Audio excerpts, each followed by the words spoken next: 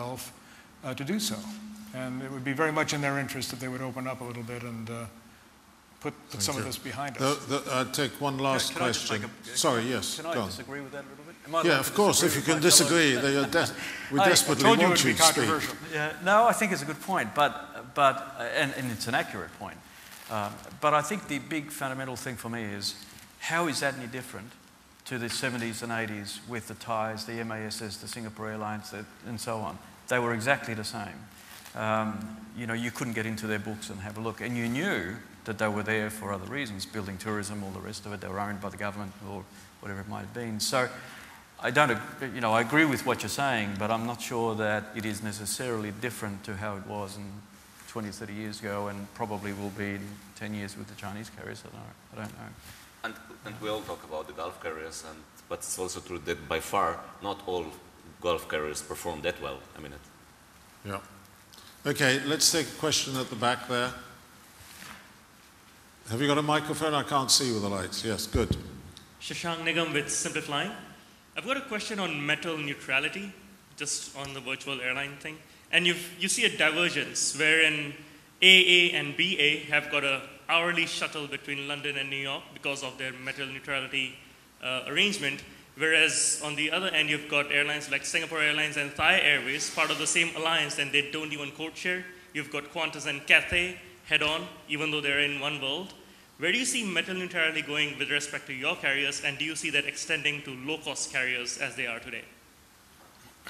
Well, I think, John, you better talk on this, because my understanding is your agreement with Etihad still leaves them competing against you on. Or do you have a metal neutral agreement? No, they're different models. Metal neutrality, as you call it, is an example of our Air New Zealand alliance and our Delta alliance, where it really doesn't matter whose aeroplane that revenue goes to, because in the end that revenue will be split in some form. And in both cases you've got antitrust anyway, so you can adjust your pricing and scheduling, etc.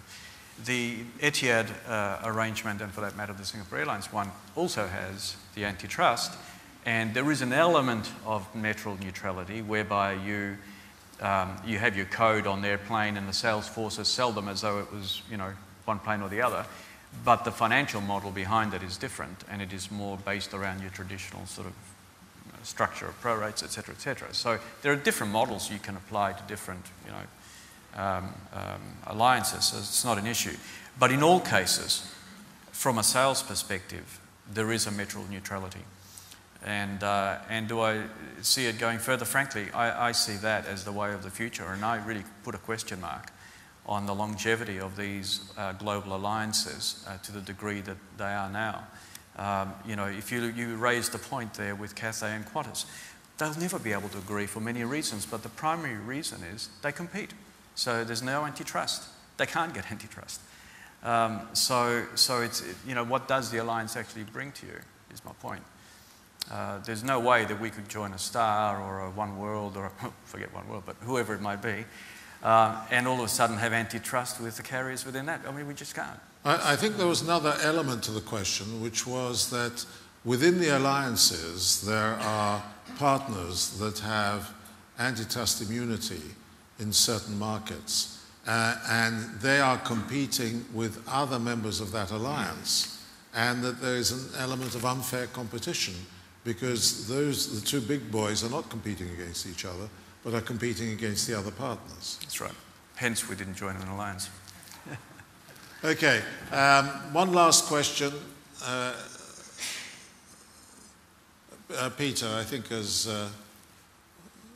organizer of this, we should give you the chance to ask a question. Yeah, it's not so much a question, it's to John. I think going back to this whole issue of foreign ownership and access to capital flows, I'm pretty sure that many of the people in this room don't fully understand the Australian position, and you mentioned briefly the fact that you'd split your ownership. I think it'd be interesting to go into that a bit more, but just going right back to the birth of the very different Virgin Blue from what Virgin Australia is now. The whole process with the background of Australia's foreign ownership rules, how it allowed that, and perhaps a bit about how you've evolved within that system to show the contrast, for example, with what Jeff was talking about as the US system. I think that might be quite interesting as a structural thing. Yeah. Well, I think in order to explain that, I should go back in time. You know, when we started as a company some 11 years ago, we were very much a low-cost carrier, domestic carrier. It grew very rapidly, very successful. It got to, I can't remember how many, but 30, 40 aeroplanes.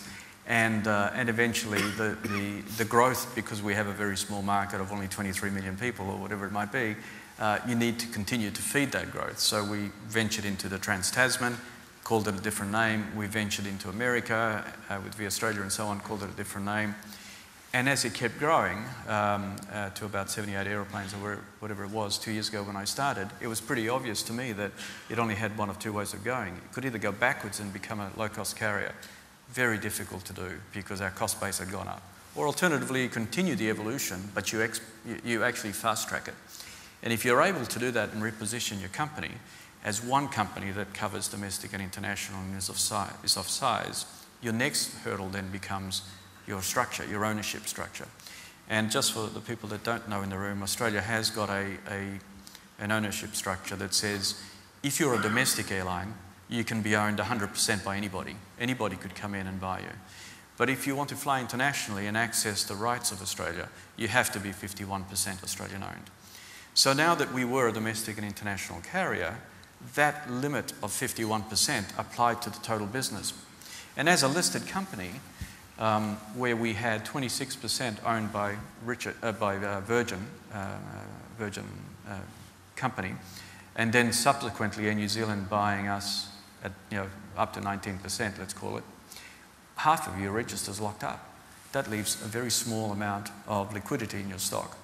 But more dangerous than that even is the fact that between the Virgin holding and the Air New Zealand holding, you're up to about 46, 47% of your foreign ownership, limited being 51, and you were very close to being tipped over the edge of 51. Now, the moment you do that, you run foul of the Air Navigation Act. And as you all know, once you do that, you can't access those international rights. So the business is in jeopardy then.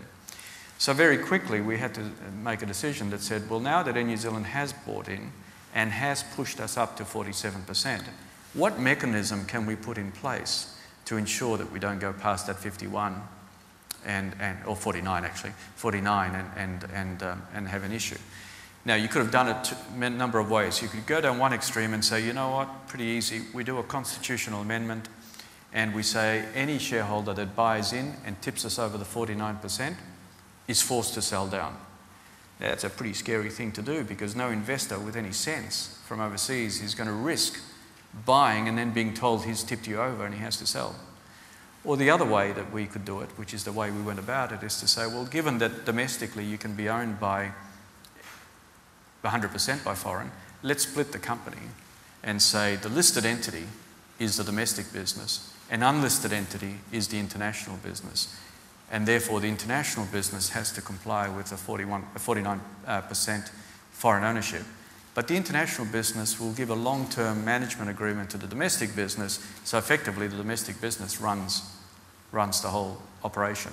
And that way you don't fall over the Air Navigation Act, you are compliant, you can continue to operate internationally, and you can encourage overseas investors, institutional investors, and I emphasize institutional investors. So that's the short and simple version, but I can tell you it is a very complex structure, and it took operators... I think it's another example of informal deregulation by getting around the rules. Well, I think on that jovial note, we might bring this session to a close. I'd like, on behalf of all the participants, thank our four panelists.